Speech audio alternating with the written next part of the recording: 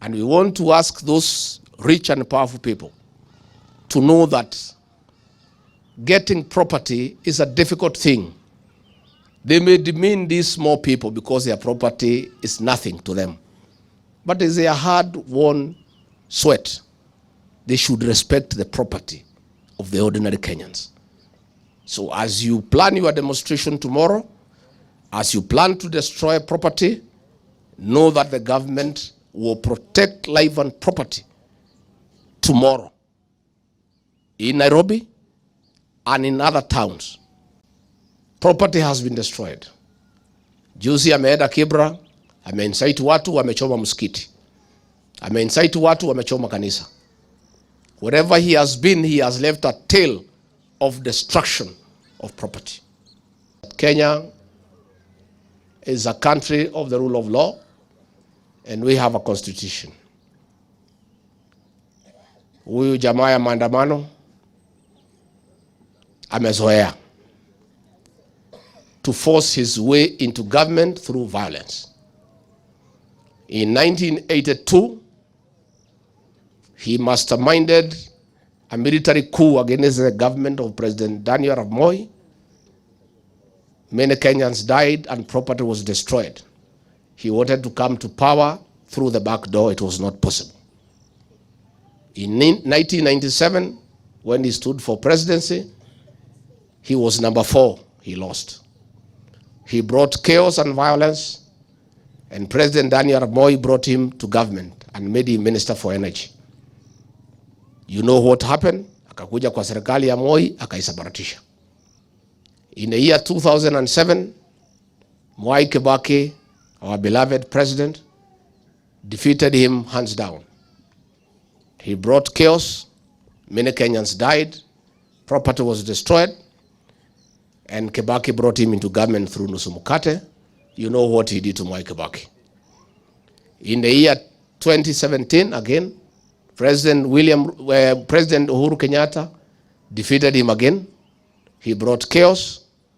He sowed fear to President Kenyatta. He brought him to government through the handshake. He came and destroyed the entire Jubilee agenda, made life impossible, confused our president, and made all projects to stall. 2022, we defeated him. He went to court. The Supreme Court made a decision. Again, now he's back. He has brought violence. He has brought destruction of property to intimidate President William RUTO and I to bring him into government. He is trying to come to government through blackmail. He is trying to blackmail us into talks. I want to confirm to the people of Kenya that the government shall not give in to blackmail. And nobody will come to power through violence. And I want to say, for the avoidance of doubt, this issue of the cost of food is not the real issue. Because when Raila ODINGA was in government through the handshake arrangement with Uhuru Kenyatta, unga was 230 shillings. He did not demonstrate, he did not raise an issue. Unga has now come down to 175 and 180. That is not the real issue. The violence that is being unleashed against the people of Kenya by Raila ODINGA is trying to force us to enter into a handshake and bring him to government through the back door. I want to say from Kangocho, here in Nyeri, the land of freedom fighters, that it is not possible for him to come to government through the back door. Ningetaka kuambia hao viongozi wa Azimio wawachane na sisi. Na wawachane na viongozi hapa ya Mlima Kenya. Nimeona wanataka kuingilia kiongozi wetu Kimani Ichung'wa, Ndindi Nyoro. Mimi wamenizoea. Na mimi hakuna pahali wanaweza kunipeleka. Mimi I'm not even there. And if they want to know who we are, waulize Uhuru Kenyatta. Anatujua vizuri. Anatujua. You know, they tried to fight us when he was president. It was not possible. I don't know how you can fight us when you're out of government. I want to say, ningetaka kuambia hao watu ya Azimio that munatumiwa kupigana na viongozi wa Mount Kenya. The previous administration under Uhuru Kenyatta destroyed all leaders from this region. The outgoing president did not want any single leader to emerge in this region. Kiongozi alikuwa akitoa kichwa, wanagonga. Sasa naona wameambia watu ya Azimio ati wampige huyu Kimani Ichung'wa.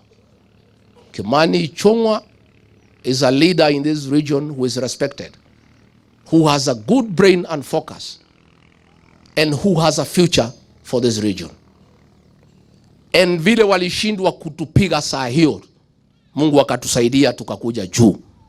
Hawa wametuma watu ya Azimio to try to destroy the future of our leader Kimani Ichung'wa katika area hii. And if you check, you people of the media, I have seen you carry a lot of narrative on property of the rich, which is also okay because they too require protection and they must be protected. And nobody should destroy anybody's property, whether you are rich or ordinary.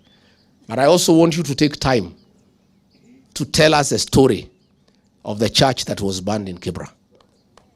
Tell us the story of the mosque that was destroyed in Kibra. Tell us about the supermarket whose goods for 20 million were looted. You guys or the press are quiet when the property of ordinary people is being looted and destroyed. But when something for one single ordinary rich person is touched, you are all over the place. We are saying you should cover both. Nobody should destroy property, either from the rich or the poor. All property must be protected. But we want to see fairness. Tell the people of Kenya all the story of the supermarket that lost 20 million. Tell that story. Go and interview the people at the mosque and tell the story. Go and interview the people who built that church from scratch to tell you the story, so that you also tell the people of Kenya. The government has a constitutional mandate to protect life and property of the rich and the powerful. Equally, the same government has an obligation to protect the life and property of ordinary Kenyans, property being destroyed and the instigation of the rich and the powerful. The government will protect both the rich and the powerful, and also the ordinary Kenyans. And I want to say, for the avoidance of doubt, this issue of the cost of food is not the real issue. Because when Raila ODINGA was in government through the Handshake arrangement with Uhuru Kenyatta, unga was 230 shillings. He did not demonstrate, he did not raise an issue. Unga has now come down to 175 and 180. That is not the real issue. The violence that is being unleashed against the people of Kenya by Raila ODINGA is trying to force us to enter into a handshake and bring him to government through the back door. I want to say from Kangocho, here in Nyeri, the land of freedom fighters, that it is not possible for him to come to government through the back door. There is no constitutional provision whatsoever to bring Raila to the government. And I want to say, when he called for these demonstrations, he was aware there are no demonstrations in Kenya that has ever been peaceful. It's about violence and destruction of property. Since he started these demonstrations, no business has taken place in the Nairobi Business District. Property has been destroyed.